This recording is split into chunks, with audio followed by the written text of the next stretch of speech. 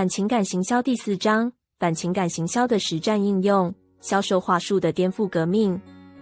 当我们理解了反情感行销的核心理论与心理机制后，这章将带你见证一场销售话术的革命。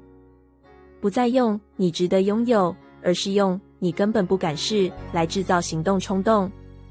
这不只是语言转变，更是心理杠杆之应用。为何销售话术需翻转？